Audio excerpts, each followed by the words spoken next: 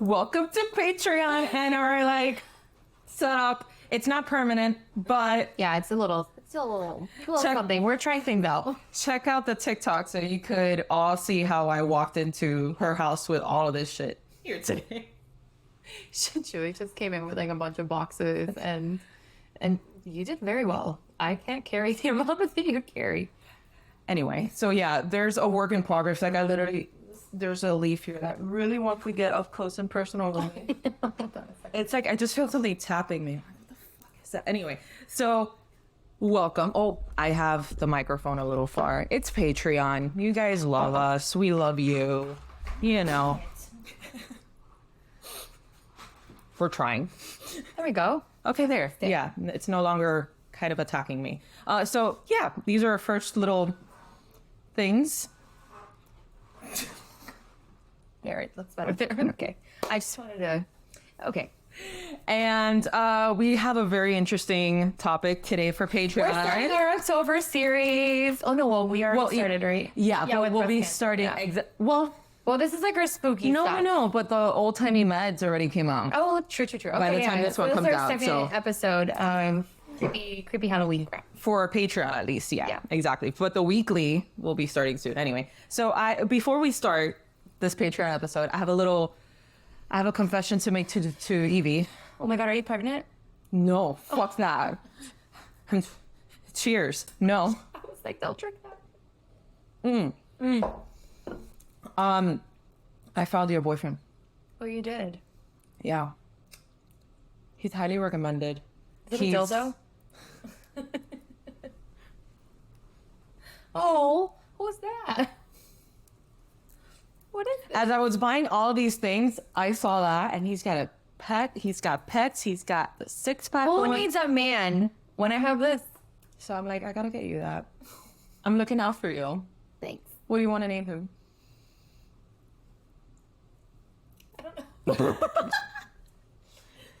We'll stop it. Travis. Okay, that sounds. He looks like a Travis. Yeah, he does. He looks like a bro.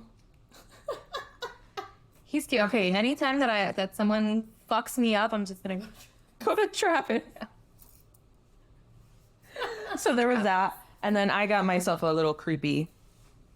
Oh my god, that is actually really cute. It's an old timey little. Yeah. Well, like, what do you call those? The ones with the. Yeah. You know what I mean. But since it's Halloween and we're doing Halloween series, and then my earrings, of course, too much. I know. I should have been more creative, like Julie. No, I got you some stuff. I brought extras. Okay. I'm trying to think ahead, and then of course we started late today because my smart ass, forgot the microphones.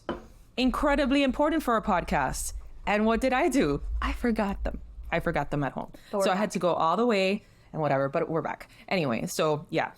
Today, talking now that all that's out of... I'm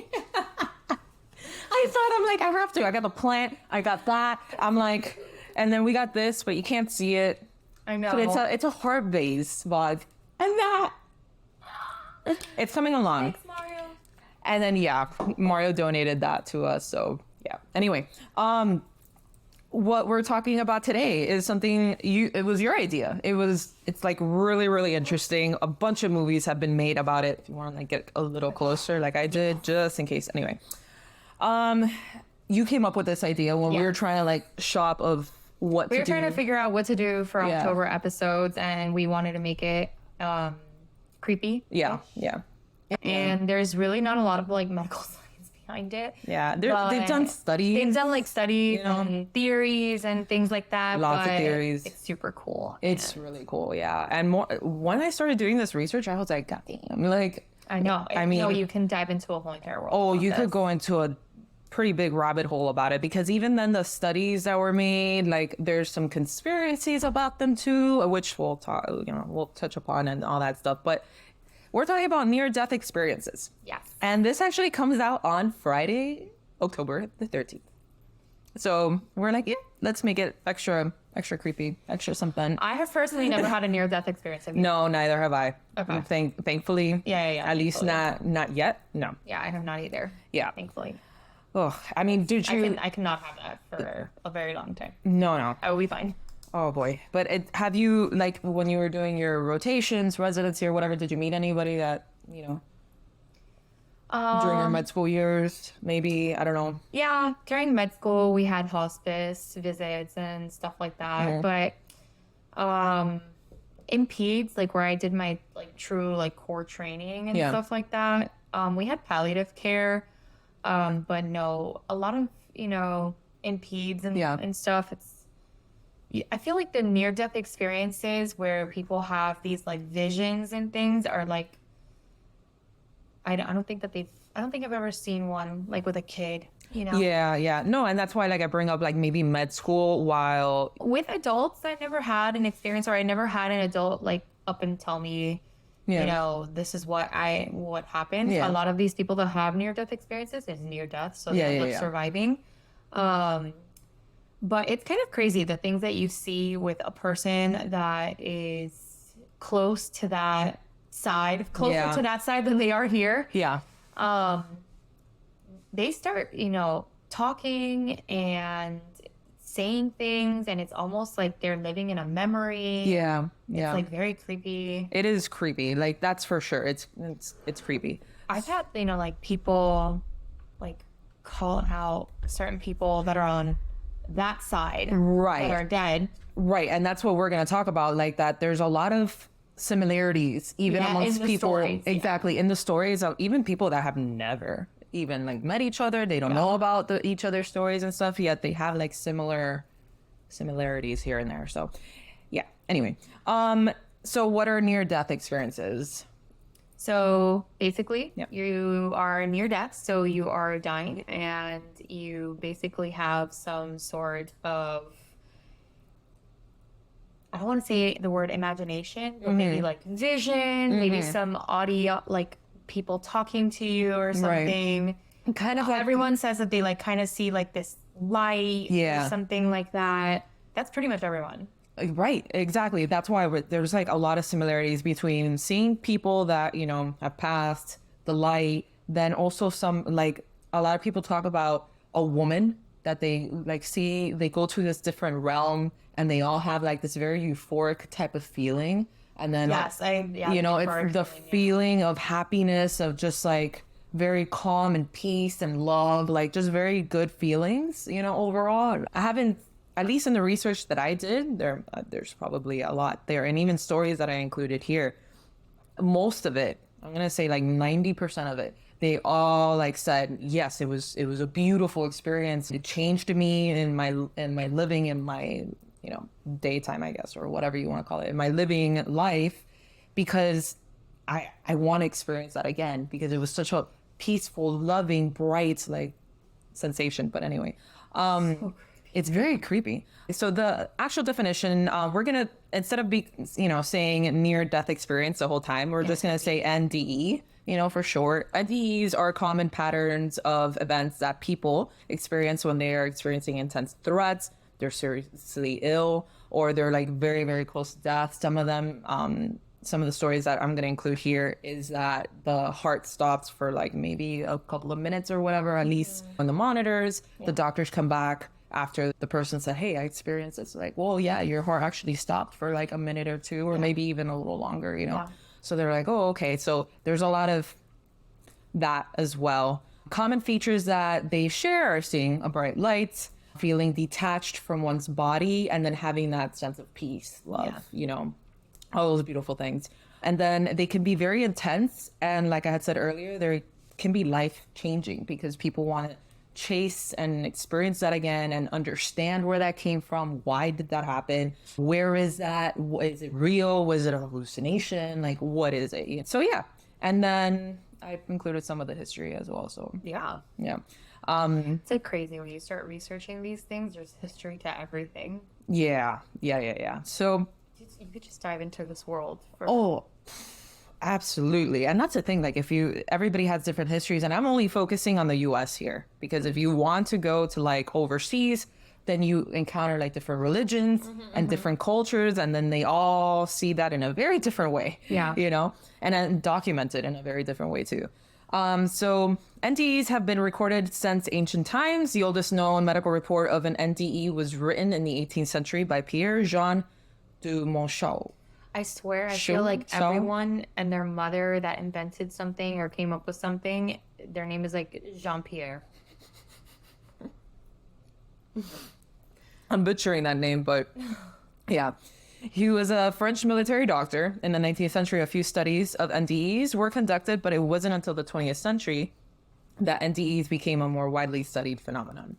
And then in the 1890s, French psychologist Victor Egger coins the French term.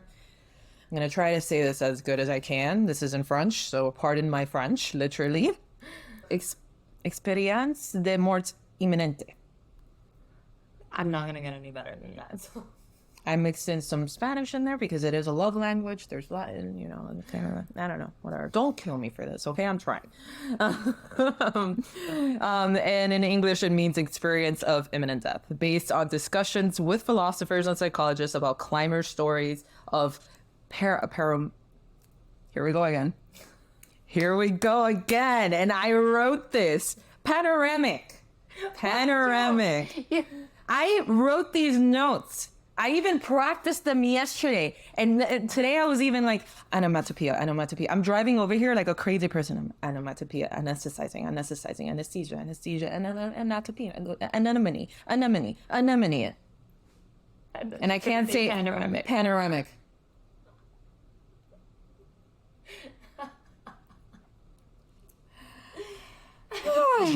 Okay.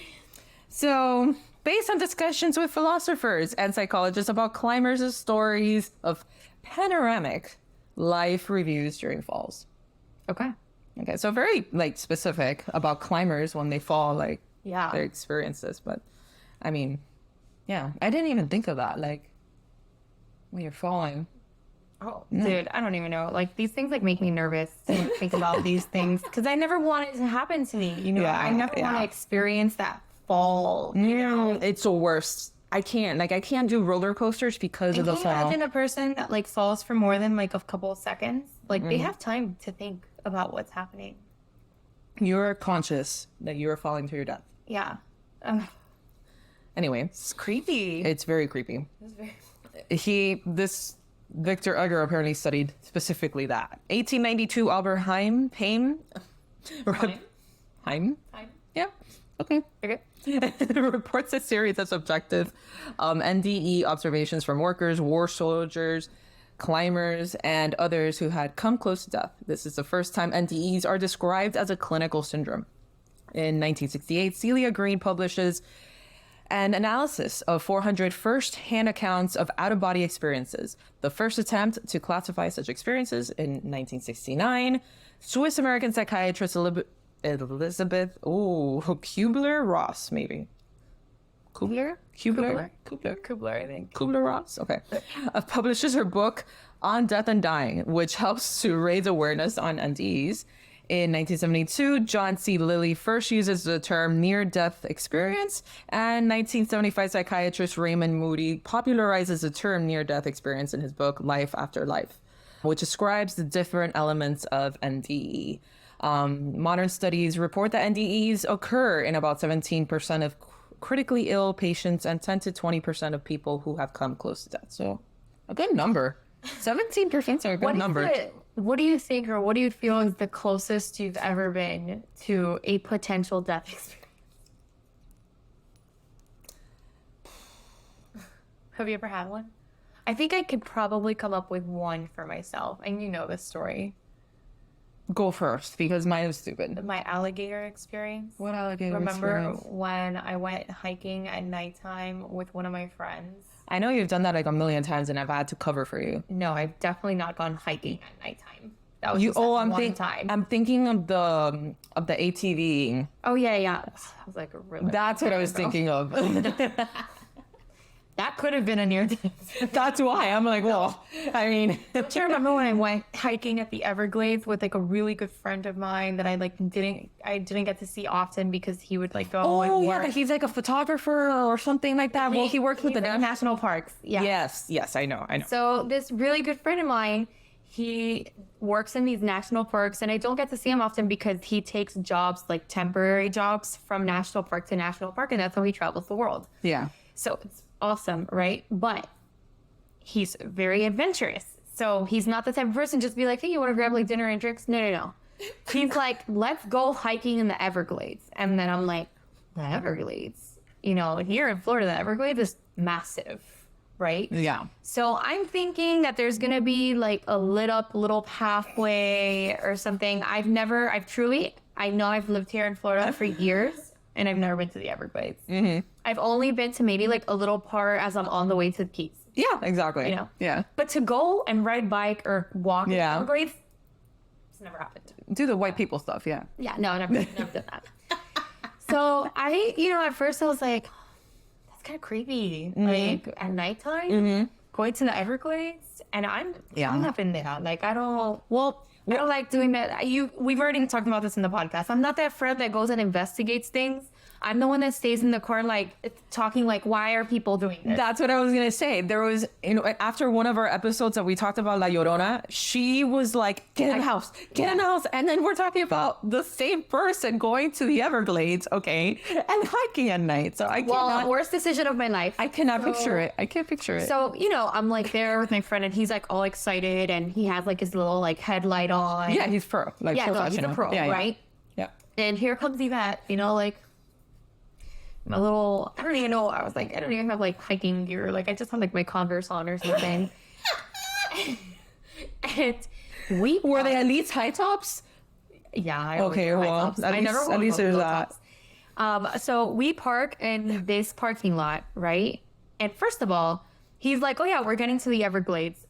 Once we passed into the Everglades, I see that we were driving for like another 30 or 40 minutes. At that time, I would be contemplating like, this guy's going to kill me. He's a serial killer and this is my death. This is how I die. I was like really like, and I remember asking her, I'm like, dude, like, where are we going? It's like, I thought I knew you. Is there something you want to tell me before you kill me? I was looking around. For real. Like, death is coming through my door. And I'm looking around, and it is pitch black. Yeah, there's no light. Black. There's no light. Okay, It's nothing. bad. It's bad. Right? Yeah. So we go into this little parking lot, okay? Yeah. This little parking lot, and there's just one other car. One other car. I'd be convinced that's it. He's going to kill me. One He's a serial other car. killer, and I didn't know. Yeah. And I tell him, I'm like, that's weird. There's only like one other car. He's like, no, people hike here all the time. Yeah, totally. Yeah. To and kill other people. I'm looking. If I would have seen marshmallows, I'd be like, that's it. But there was just one other car, right? So I'm like, who the fuck is here? And it's just, so then I look and I'm like, where's the trail? And he's like, oh, it's that way. Pitch black, right? So I'm like, dude, like, I started like thinking in my head, I'm like, what happens if the other person in the car is like watching us and then they're going to kill us and they're never going to find me here and all these things, right? Exactly what I would have been thinking. So what do? I get out of the car and I go for the hike, right? Instead of calling someone, do you even have signal? I didn't have signal. Remember I texted you? I was like, hey, I'm going to the Everglades. Yeah, that was one of those times. That's why I reacted the way that I reacted last night. Oh, yeah. Which is another story. Yeah. Stay tuned for that. Because I'm like, so I'm going to be the supportive mom here. Just tell me where you are. And I support your decisions because I want you to be open and honest with me. So I go to the hike with my friend. He's in front of me. And I cannot see anything. So you know that when you can't see, like your other senses are like hyper focused on things. So I would hear like a branch and I would hear like a little, and I'd be like looking around because I was convinced that there was a serial killer and it was that other car in the parking lot. Yeah. So, and I was telling him, I'm like, man, I don't know, like I feel like, I was like, there's no light anywhere. And I was like already like at that point where I was so scared that I was angry. Yeah. I was like, is there no light here? And like frustrated. So then he turns around and he's like, oh, look, there's an alligator. And okay, for like those of you that have never been to the Everglades, there's no fence. No. It is you and the gator. There's a sidewalk and barely a sidewalk. Yeah, it's not even like, it's like, so I used to be a sidewalk. I turn around and I see this massive. No, thank you. No, thank you. Alligator. Nope. Okay. Nope. Immediately no. Massive. Immediately no. And I cannot think of another word but massive. Yeah. With his mouth A full-ass dinosaur. Full-ass dinosaur open. Yeah. No. And you know when you're so scared that you can't breathe, you stop breathing? Yep. And it was so close to me. Like, I'm telling you, like, right there, yeah. 2 feet away. Oh, my God. Oh, my God. And he was just not moving. He was just with his mouth open. And I start, like, taking a step back because I was like, I don't want to move. Yeah. I don't want to say anything. I don't want to do anything. Yeah. And I start moving backward. And my friend's like, no, don't take too many steps backwards because there's more behind you. And I turn around and I see, like, 10 alligators. Okay? This man wanted to kill you. And hold on a second, he's like 20 feet, you know, like, he kept on going. Like, he was like just trotting along with alligators all over. So what did I do? I ran for my life. Of course you did. Do you know, like, in a movie when people, like, run for their lives? Yeah. Screaming? Yeah. That is what I did. I ran. Valid. I couldn't see anything, by the way. Valid, I couldn't though. see anything. It was just dark. I could only see, like, maybe the light to where the parking lot was. But I could not see anything, like, in between or anything. I just ran for my life. Okay?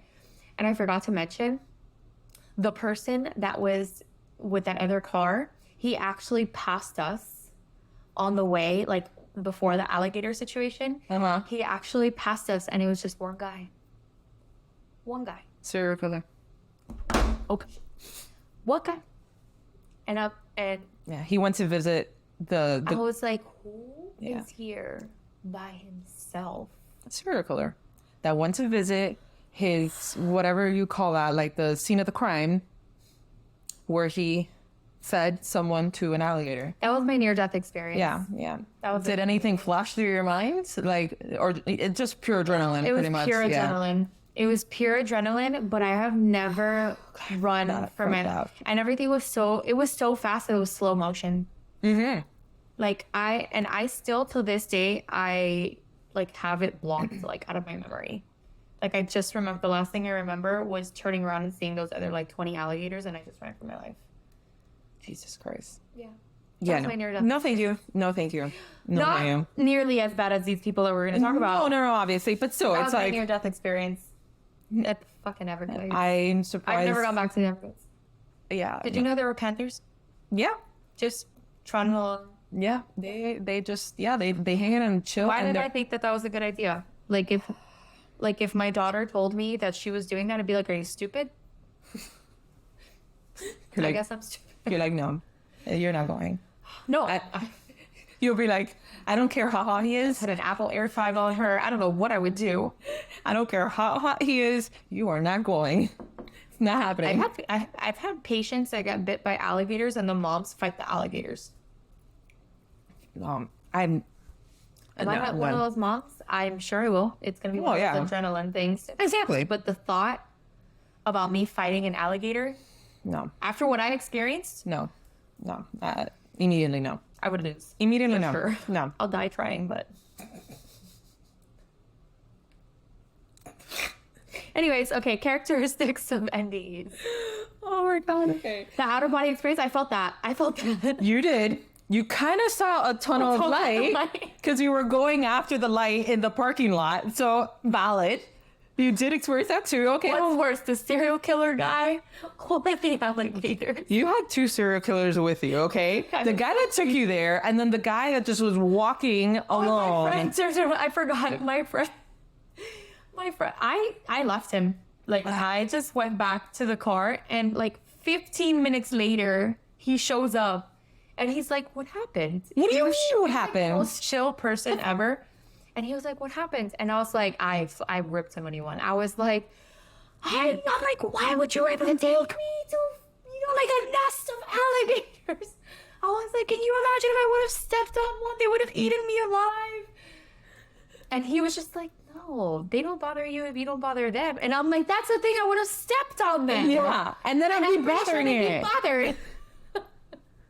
I need to show you. I need to show you a TikTok of a guy, and I've sent it to Mario, and he does that. He goes into the Everglades, and he calls these gators swamp puppies. Oh yeah, sure. Cute little puppies. And then he lights, like with his little fucking light, into the water, and you just see white dots, and all of that are eyes just looking at him. And he like grabs water moccasins. Okay, for those of you that are not from Florida, water moccasins are really dangerous snakes. Yeah. And they're very venomous. You're fucked. If you get bit by one, hurry the fuck up to the nearest hospital because it's fine. I don't know how I'm gonna get out of there. It took me like 30 minutes just to drive into the little trail. That's the problem. I don't even call it a trail. That's the problem with the fucking Everglades, you know? And then this guy just grabs a water moccasin and he's like, eep, eep. And I'm like, the other day I went hiking with Mario to some stupid ass path because we decided to try to be like white people. And stupid, okay? We're both Cuban background. We don't really hike much. The most hiking we do was in San Antonio, Texas, because I mean, they have beautiful hikes. And in Canada, because we go with our friends that are experienced hikers, okay? And they know that we suck at hiking. So they go, you know, they take us to easy fucking hikes that are beautiful, checks out all the boxes. So then what did we do? We're like, you know, we miss hiking from when we went to in Canada. There are hikes here in Florida and in Miami. Why don't we go do that? Mario started looking up and my dumbass followed him without looking, okay? He said, oh, there's one as you're going into Key Biscayne, like before Virginia Key, whatever, one of those keys, whatever. There's one there. Let's go to that. I don't know. It was by the water or whatever. I'm like, okay, let's go. Nobody's been there and I don't know how long in this trail.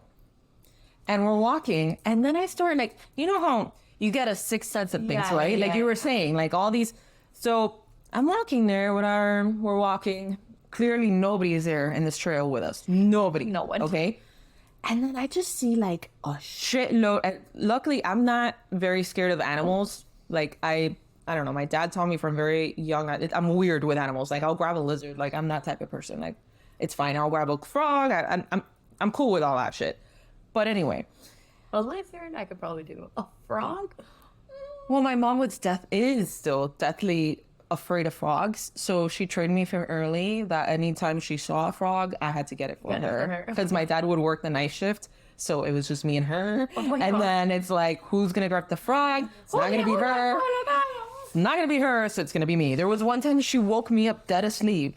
And I had school the next day because there was a frog in our sliding door. She couldn't close the sliding door because the frog was there. Oh my God. So there went I, 7-year-old, 8-year-old, I don't know, grab the frog, throw it out, whatever. Oh my God. Poor little frog. It's cute. Anyway, we're on this trail and I start seeing all sorts of animals. And like Florida animals are not like beautiful, majestic deer, you know, like we saw in San Antonio when you go on these beautiful, like big rack and just stag, and then the cute, like, you know, the mom, you know, with the little, you know, they're not called joeys, those are kangaroos, but like Bambi's, bro. Yeah, think of Bambi personified, you know, and all these beautiful trails with the hill country, you know, all that stuff. No, here we don't have none of that. None of that cuteness. Here we have fucking reptiles, okay? Reptiles galore and bugs. That's all we have in our trails. So then in this one, I started seeing a massive amount of lizards, iguanas, those Bahamian ones, like all these type of ones, right? They're like entering their home. And they're like sunning themselves in the middle of the pseudo trail. And I'm like, this doesn't seem right. Okay, these things don't like sun themselves where they know that people generally go. Like they kind of like stay away from people, right? So I'm like, why the fuck are they here? Well, we keep on, like idiots. We keep on. And then all of a sudden, I'm there like, da, da, da, and Mario just grabs me like, Freya! And he like throws me to the other side. And then I look, and it's just a fucking water moccasin. Just there like coiled up, just looking at us like, bitch. And I'm like, we gotta go. Yeah. Mario, this was probably like maybe 2-3 weeks ago, max. This was recent. And Mario's like, yeah, we should go. We should go. You know Mario's like you. People. We gotta. Mario's like you. And I'm like, yeah, we're not doing this anymore. We're going to go back to our normal trail. We're going to go back to our normal walk. We're going to do our normal shit. We went to a farito. We had a great time. Just kill you. We went to a farito. We had a great time. Great time.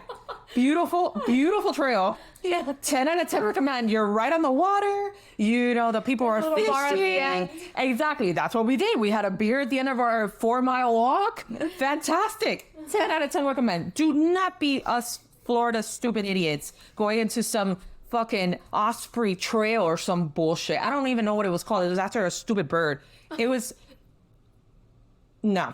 I almost died. I didn't even know I was going to almost die because apparently I almost stepped on it, according to him. I didn't even see it. I only saw it when he yeeted me to the other side of the friggin'... Yeeted? Yeah, he literally yeeted me. I'm like, what happened? And I look and the little thing is like, hi, I'm here to fuck your life up. And I'm like, great. I almost died. I'm here to eat you. And I'm like, yeah, it's time to go. Yeah, it's time to go. And then from there on, because it's like exactly what you said, all the senses are like lit up. So I started seeing like the smallest, I saw like a little baby lizard. He was like, how did you even see that? I'm like, I don't know. There's something. I'm hyper focused on it. Yeah, there's something giving me like that hyper, like I gotta look at everything type of situation. But anyway, well, we digressed hard. But anyway, so characteristics. So you did feel the out of body experience, the tunnel at the end of the light, you know. The light at the end of the that. The tunnel at the end of the light. I would not, but I ain't going in that tunnel. Once I'm at the night, baby. How does that work? I'm not going into no tunnel. Then you're going to a pitch black tunnel. Like, what the fuck am I even saying? Oh, my Patreon. Like, you could go into the tunnel. Patreon, baby. This is what you get. Stupid shit like this. Anyway, encounters with deceased loved ones. Listen, if I would have encountered a deceased loved one on my way out from seeing that moccasin, I'd be like, nah, this isn't a near life death experience. I died. We're done. Straight up dead. And my family members on the other side would be like, you idiot. That's what you get for being an idiot. Exactly. You're here now with us because you're an idiot. Why would you do that? Why? You're not scheduled to be here for a very long time. And it's like, you were born and bred in Florida. Why did you do this? Florida people do the dumbest shit. Life reviews. I did review my life. As I'm walking back to the car, I was like, this was dumb. A sense of unity with the universe. Somewhat. Feelings of peace, love, and joy. No, I did not encounter I didn't get that far. And then a sense of, unity of the universe. That's in the tunnel, not at the light. That's in the tunnel.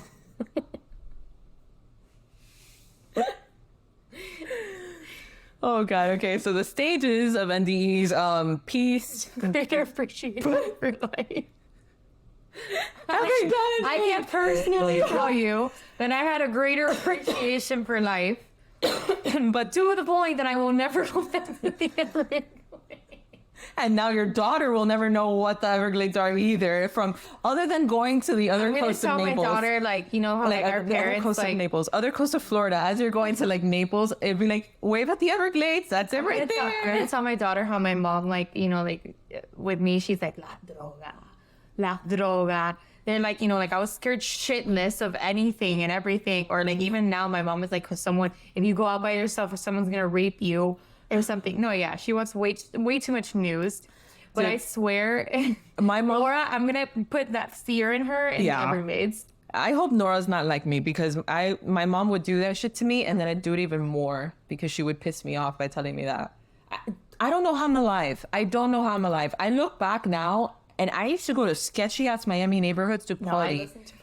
I don't know how I'm alive. I really don't. Like, I look back on shit now, and I'm like, oh my God, thank God I have a boy. I know that's sexist for me to say, and he's gonna hang out with Nora, and the two of them are gonna be a great team, and they're gonna know how to do MMA, and I digress.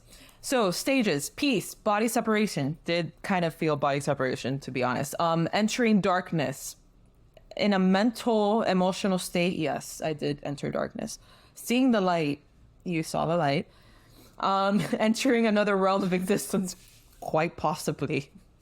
And then the after effects, greater appreciation of life. Feeling of being more intuitive. Yes. 100% yes. Greater compassion for others. No, I wanted to actually murder Mario after that. Can you imagine if I would have died by getting eaten by an alligator? That's what I'm saying. Our ancestors or whoever are waiting for us in the other side of the tunnel, they'll be like, you freaking dingus. You know? Is it okay? Yeah, okay. You freaking dingus. Yeah, no, 100%. Like, what the fuck were you thinking? Less concerned for material wealth. Well, I mean, yeah. Travis. Darkness. Oh, his name is cute. I guess. I like it. Darkness. He has a little lantern. So cute. It's adorable. Anyway, heightened sense of purpose and self-understanding. Desire to learn, elevated spirituality, and feeling of being more intuitive. Yeah. Okay. So medical science and NDEs. You want to take this one over since it's the medical side of you? So, okay. So one of the theories is basically dying brain hypothesis. Okay. It's a hypothesis, guys. Okay. Yeah. It's something sense. It isn't sense. Yeah. Which basically suggests that near-death experiences are simply a result of the brain shutting down. Listen, if there's anything that I've learned with the brain is that what we are capable of right now, like, we have so much more. Yeah. You know? Yeah. Like, there's so much that we don't know about the brain, which is why I kind of believe this hypothesis. Yeah. And it's just like even dreaming. Yeah. You know what I mean? Like, Yeah. That's still very mysterious to us. Like, we know, like, basic concepts of it, but we don't really know, like, you exactly. It's like dreaming. Like, how do we come up with these dreams? Like, how is it that dreams feel so real sometimes? Yeah.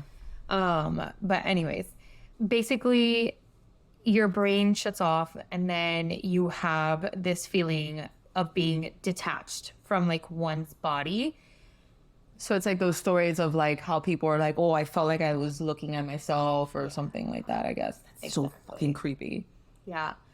And there's even, it's kind of, like, creepy, but when a person's heart stops working, you still have these, like, brainwaves. Yeah. You can be, don't get me wrong, like, you can be brain dead. Right. And then you can have your heart stop. Like, those are, like, two different things. Right.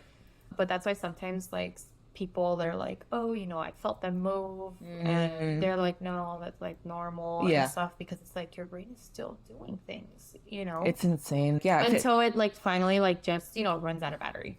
Right. Okay. So, but anyways, another theory is a mystical experience hypothesis, which pretty much means that you have a near-death experience, and it's real experiences that occur outside of the body. Dr. Sam Parnia, yeah. Okay. He's like, you're going to be hearing a lot of him for this episode. Who extensively studied near-death experiences in his own study in 2001, argues that the theory is more likely to be correct as it can explain all of the features of near-death experiences. So Dr. Parnia concludes that by stating that NDEs are a complex phenomenon that cannot be explained by the single theory, he believes that NDEs are likely the result of a combination of factors, including both neurological and mystical processes. I feel like I incline more towards this. You know? Yeah. But there's people that are spiritual, and there's people that are not, and then there's people that don't literally believe in anything. Yeah. That they're like, I'm going to die, and that's it. Yeah. You know? That's it. Yeah. So I personally just don't. Like, I think, you know, I remember when I was studying medicine as, like, a first-year med student, there's so much that goes on Yeah. in your body, and it's like everything is timed so perfectly. Yeah. You know, like, when you're studying, just like something like stupid, like the way the kidneys work. Okay. It's like everything has a step, everything has a time, everything has a purpose. Yeah. One wrong move in that balance, And that's it. Yeah. in that equilibrium is like what we call it, and it's like all hell breaks loose. Right. You know? Right. So I am like, how is it that something is so perfect? I know. And it just boggles the mind, exactly. Like how everything, and it goes back to the theory of evolution and everything, like how everything has evolved in such a perfect way to make us function every day. It's mind-boggling, really. So that's why, like, all these things are so mysterious. Like, how does the body do these things? And basically, like, there's no consensus, right? Yeah. There is nothing saying this is why this happens, Right. why something else happens. It's just theories that people can come up with. And I mean, that's what humans do, is we literally theorize about everything. Yeah. Sometimes eventually we do find like actual proof of it. But yeah, exactly. I mean, but for something so out of body and so final, it's crazy how like we have these people that we can ask these questions. Yep. And there's like documentaries and stuff like bunch that. And of they're them. super interesting. Super interesting. There's a bunch of them on Netflix too. Yeah, Netflix. Yeah. I had seen one not too long ago. It was super interesting, and yeah, like really, really cool stuff. My ex did not let me see that. I would watch these things. He's like, "Why are you watching that?" Are we talking about the one with the special Yeah. situation? Yeah. I'm not gonna be specific, so I don't. Okay. Anyways. I have my thoughts, but we're gonna. But anyways, there's people that don't watch it though. Yeah. There's people that tell me There's people that don't believe in science either. Okay, it's like the person that doesn't want a Ouija board in the house. Okay, It's kind of the same. It's kind of the same. If you did not believe in the Ouija board, I'll watch somebody do a Ouija board. I'll watch it on Netflix. Have you ever done a Ouija board? No. I've done a Ouija board before. You haven't told me that. Yeah. Did it work? Ouija board. Did it do something? All right, I'm gonna say the crazy story. Okay. So I had a Ouija board experience. I know I shouldn't have done that. That's like letting in things, maybe negative things. And if you believe in that sort of stuff, yeah. Honestly, after my experience with the Ouija board, I believe in it. I'm just gonna say. I don't fuck with it. Okay. I don't mess with that stuff. I did not, in the time that I did it, I did not believe in it because I was just like, how is like a board? Right. You know, that you bought at Walmart. And it's from Mattel. Yeah. The same people that do Barbie. So I think it's Mattel. I'm pretty sure it's Mattel. Mapei, right? Is it? No, Mapei is definitely the people that grouted my floors. I think I'll be like, damn. Those people. And yeah, it's something very like Mattel. Yeah, something like that. But Fisher Price. Yeah, isn't it like Fisher Price? It's one of those. Like, you can really find it at Walmart if you want it. And they make kid shit. Yeah. Yeah. So I was in high school and we were on it in a day. For sure. Darkness is coming for me. Travis protects me. Safe. Travis is dead. But so I was like what, 16 or something? Yeah, prime age for that. That shit. And we went to a dance competition in Orlando, and someone bought a Ouija board. Of course they did. I can't remember who bought the Ouija board, but someone bought the Ouija board. And they're like, oh, let's do it. So it's like all of us. Where are our parents at this point? We have no idea. Okay, I did not go with my mom, but we definitely had like parents on the trip, but we have no idea where they were. Downstairs drinking. They're like, fuck this. No, it was at nighttime. Like I remember it was at night. Even more so, they were downstairs drinking. We turned off all the lights, and then we opened up the Ouija board. All right, thanks for tuning in to the first part of near-death experiences. It's so in depth, and the second part of it is so good that we're like, you know what? We're gonna do a two-part series, and let's do it right. And the next part will come out next week.